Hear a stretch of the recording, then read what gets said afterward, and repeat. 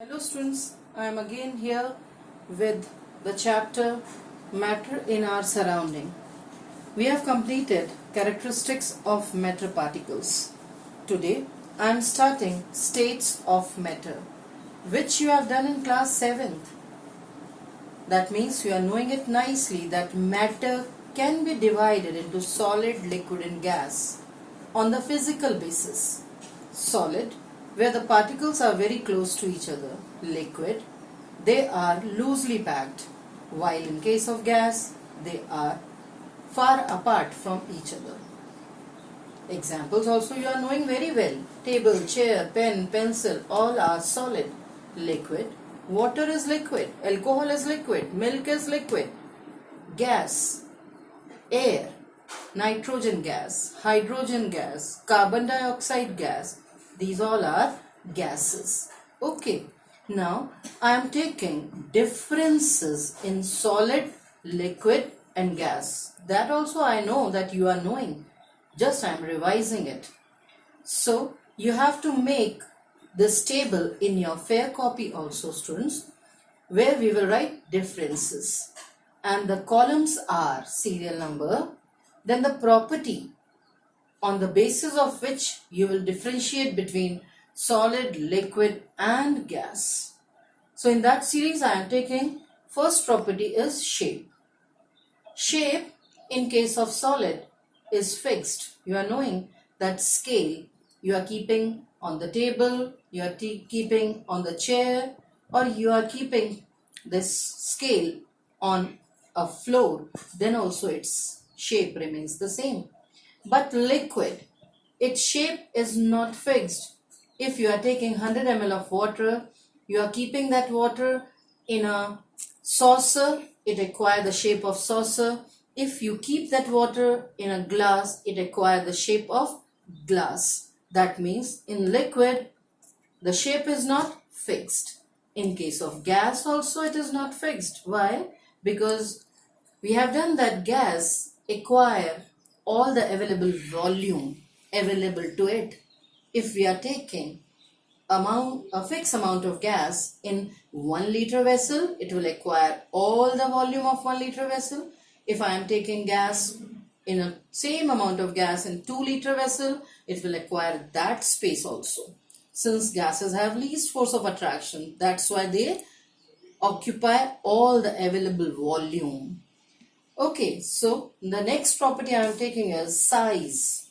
Size, again, it is remain fixed in solid. Size will not remain fixed in liquid, because if you are taking water in different shaped vessels, the size of water, level of water will be different. Same is the case in case of gases. Next I am taking is volume. Volume remain fixed in solid. It is also fixed in liquid. Like I am giving one example. If you are taking 100 ml of liquid in a glass, it will remain 100 ml. If you take same amount of liquid in 200 ml of vessel or in a 1 liter of vessel, the amount of water remain fixed, that is 100 ml. पानी अपने आप जितना बड़ा vessel लिया है उतने पूरे में भर नहीं जाएगा. अगर 100 ml पानी मैंने लिया है तो बॉटल आपकी कितनी भी बड़ी क्यों ना हो, पानी का अमाउंट 100 ml ही रहेगा. ये आप जानते हैं students. And the gas, it is not fixed. Volume is not fixed.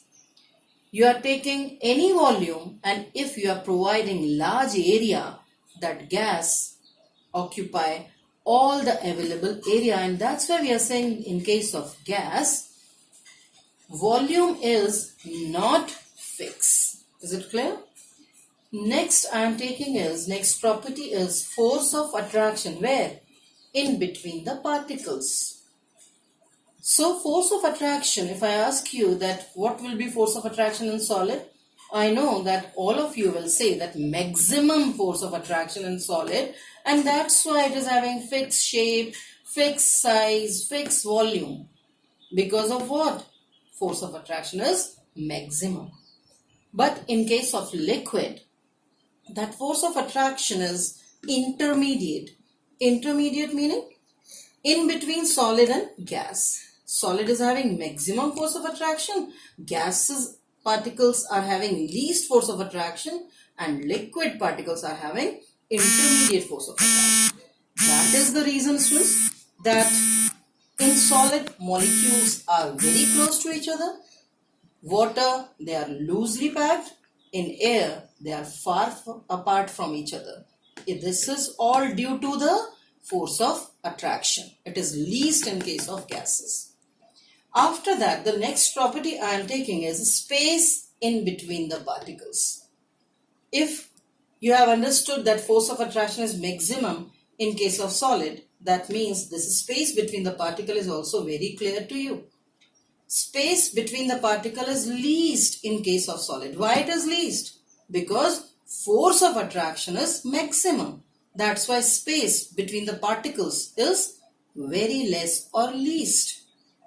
Again, in case of liquid, it is intermediate, and maximum space is there in the gaseous particles. And this is the reason, students, that you can move your hand easily in the gases, and you cannot able to move your hand in the solid, across the solid. For moving hand across the solid, you will need a karate expert for breaking the brick. Okay, so what I am trying to say, that space between the particles is least in case of solid and maximum in case of gases. Then I am coming to the next property, students, motion of particles. Motion of particle, that means kinetic energy. Energy due to movement is called kinetic energy. We have done this previously also. So kinetic energy, or we can call movement of particles from higher concentration to lower concentration, that is called diffusion. This diffusion or the movement in the particles, movement of the particles is least or negligible, na ke barabar. Kahan par? Solids. It is least or negligible in solids. Again, it is intermediate in case of liquids. Liquid particles can move, can flow from one place to another. And it is maximum movement or the diffusion is observed in case of gases. And that's why we have done that. Smell of hot food reaches to far places. Why? Because that smell is actually moving in the gaseous form. Okay, so same is the case in incense stick also. When we ignite that incense stick, अगरबत्ती को जलाया जाए, तो उसका धुआं बहुत दूर तक जाता है. क्यों? क्योंकि वो gaseous state में, और gaseous state में diffusion बहुत ज़्यादा होता है. So diffusion or the movement of particle is maximum in case of gases. ठीक है? Next I am coming to the compressibility. Firstly, I am telling you what is the meaning of compressibility. Compressibility is bringing molecules together by applying pressure. Pressure लगा के molecules को close लाना. Like I am giving you some examples also. Like LPG which you are using at home is actually what? Liquefied petroleum gas. It is a petroleum gas, and we apply pressure and bring its molecules closer, and thus it becomes liquid. Because the molecules are coming closer, that's why it becomes liquid. Okay. So compressibility, bringing molecules together by applying pressure. That is least in case of solid. Already the force of attraction in solid is very high. That's why we cannot compress it further. In liquids, it is also least, because we cannot compress water molecules or the liquid particles closer. We cannot bring them closer. But it is maximum in case of gases. Gaseous particles can be brought closer by applying pressure. So example, here we can take LPG, or we can take CNG. What is CNG? compressed natural gas. In that also what we do actually, we apply full pressure and bring the molecules closer. Okay, so compressibility is maximum in case of gases. Clear, students? Now the next property I am taking is rigidity. What is this rigidity? We used to call that our parents are very rigid. They do not listen to us. What is the meaning of rigidity here? Inability to change whenever force is applied. If we are applying force and the particles are not changing their position, that is called rigidity. Inability to change when force is applied. So rigidity, now you can able to know the answer in case of solid, liquid or gas. Then also I am telling you students that rigidity, inability to change, is maximum in case of solid. Solid particles, solid substances do not change their shape or size by applying force. It is again negligible in case of liquids, and no rigidity is there in case of gases. You can mold the gases in any shape. It will be according to the container in which you are filling the gas. Next I am taking is fluidity. Fluidity, as the name is suggesting, to flow. Ability of matter particles to flow. Property of matter particles to flow. Fluidity is negligible in case of solid. Solid particles do not flow by its own. कभी भी चौक अपने आप चलने नहीं लग जाती. तो negligible in case of solid, but in liquid they can flow, and gaseous particle can flow at very high rate, very high speed. So maximum fluidity is there in case of gases. In this way, students, now you are knowing that what are the differences in between solid, liquid and gas. The next topic which I am taking is, can matter change its state? Yes. And you are also knowing it. Yes. Matter can change its state. How? Like ice you are taking, it is a solid form of water. If water I am taking at room temperature, it is the liquid form of water. And if I am taking vapor, it is the gaseous form of water. So what is happening here? Matter is changing its state. Same matter I am taking H2O. H2O here is solid. H2O here is liquid. And H2O here is gaseous. So matter can change its state. Here I am telling you one flow chart, students, that 3 states of matter are there: solid, liquid and gas. If suppose solid is changing into liquid, the process is called melting. Solid is changing to liquid. The process is called melting. One more name is given to this melting, and that is fusion. That process of melting is also called fusion. Okay. Next is liquid changing to gas. This process is called evaporation, or it is also called vaporization. Evaporation or vaporization. If we are taking the reverse, students, gas changing to liquid, the process is called condensation. And liquid, when changing to solid, it is called either freezing or it is called solidification. Clear?